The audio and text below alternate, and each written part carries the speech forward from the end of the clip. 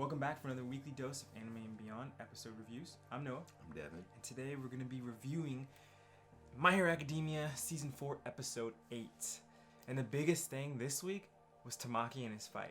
It's weird seeing those flashbacks.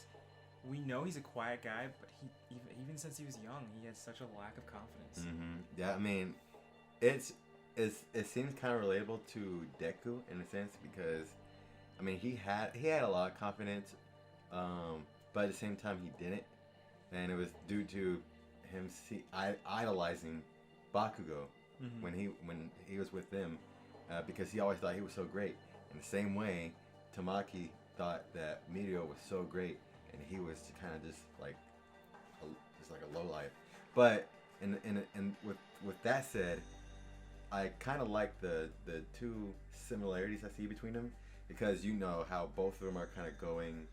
Mirio and Deku are kind of going for that spot of, you know, being the top hero. Yeah. So it's funny how they have the same type of like scenario that they went through, but it's kind of flips though. You know what I'm saying? Because Deku was the one who was like Tamaki, and Mirio was the one, and not technically like, you know, not like Bakugo, but you know, he's smiley like Deku. You know.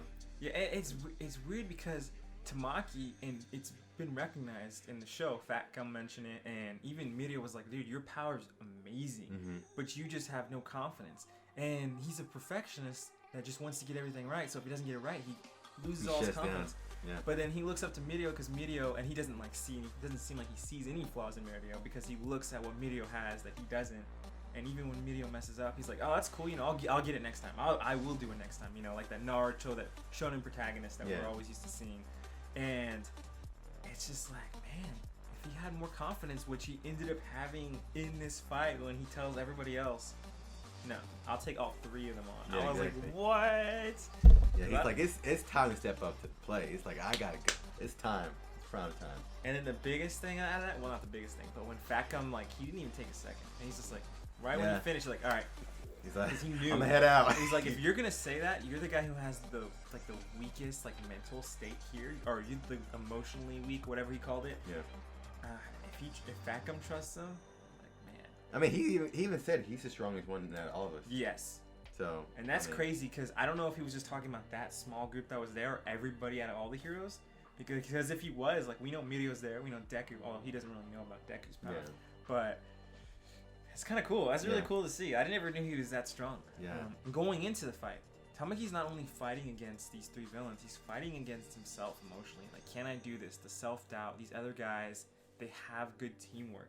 And at first, it seems like it's going to be easy, and he's wisely thinking about what's going on around him. Like, why hasn't that guy who's controlling the room attacked him yet? It's like, I just got to knock these guys out. But then their abilities start coming back.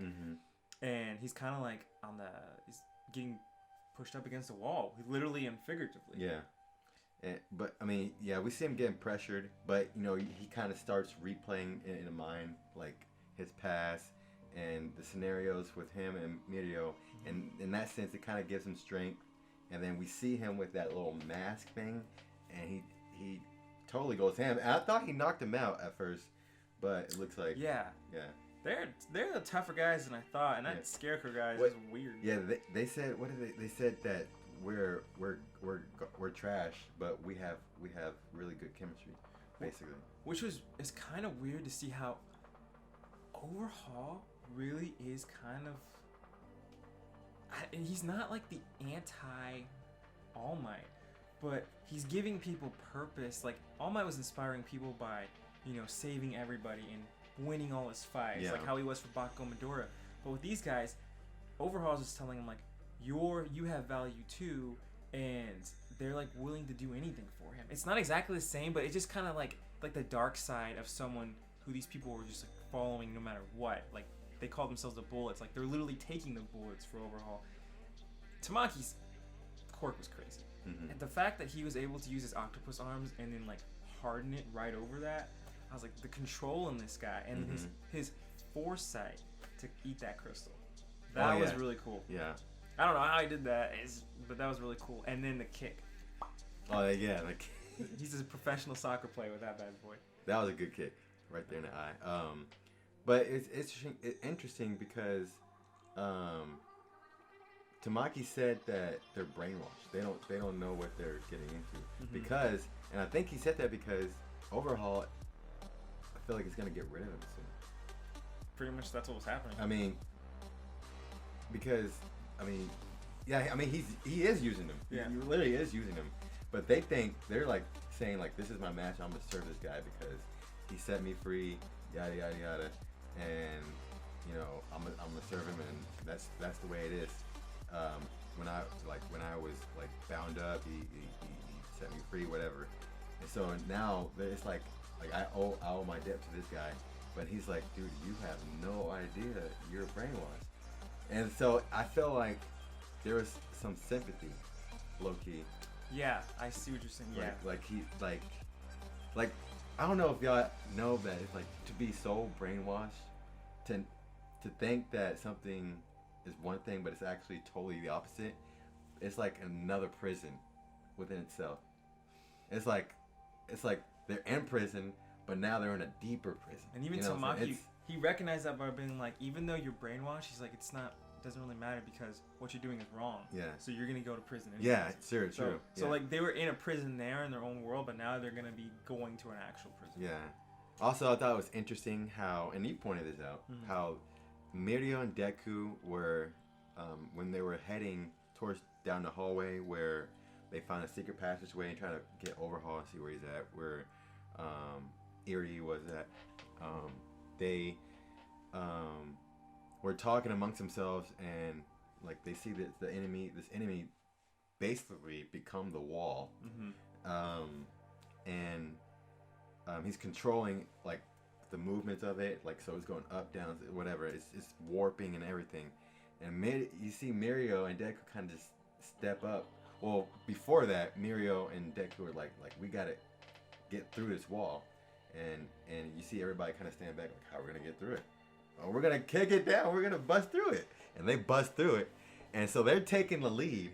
And then you see Mirio. He's like, dude, like time is like, I'm not worried about this enemy right now. I'm not worried about this. Like, we need to go save Eri. We need to go. We have a mission. And so I like that. Like, he's fixed. They're like fixed on their mission. Like, they have that mindset when everybody else is like stopped and thinking about like, what we're gonna do about this next one, or what we're gonna do about this next one. They're thinking about the one goal. And so it's kind of showing you like Mirio and Deku have that All Might like mentality, like of a hero, of a true hero. This makes me think kind of how Night High has been saying like Mirio's the one. Mirio stopped Tamaki from like questioning what's going on, and he's like, we're going. He took off. Like Devin said, it was Kirishima and Midoriya who took the lead. They're like, oh, it's a thick wall. They're like, I don't care. They busted it down right away. And then when everybody got trapped into that room down below, Tamaki's like, there is no waiting. He's like, I got these guys. You go. He's like, everything that we've faced so far is a distraction. Yeah, exactly. All of these young rookies are the ones leading the way. It's crazy. But, like, this is the new heroes. Like, they're, it's going to be, this is only, first years and third years, it's like, this is going to be cool. Yeah. Them team up and then finally take over. Yeah, because they're all work study students still. I mean, we don't know this yet. This is a theory, speculation.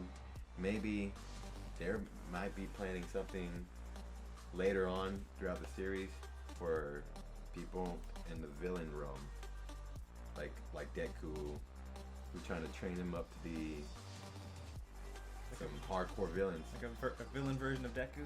Probably. Or Mirio or Bakugo or whatever. Yeah. So, hey, we'll see. We'll see what happens. I'm looking forward to Kirishima in the next episode go off, because we see the next episode called Red Riot. I mean, they should just say Red Riot Part 2. Really, yeah. Because you know, we know he's gonna go off. I saw the, I don't know what it was. It looked like Kirishima, but it showed like a totally different form. So, dude, if that's his form, I want to see it. I can't wait for that. I want to see him go off. That one guy with that barrier, that new villain. Yeah. Dude, that would look sick. I'm kind of excited how it looks like there's going to be one fight per episode where we'll be able to see more of these guys' abilities. Kirishima again, we got to see Tamaki.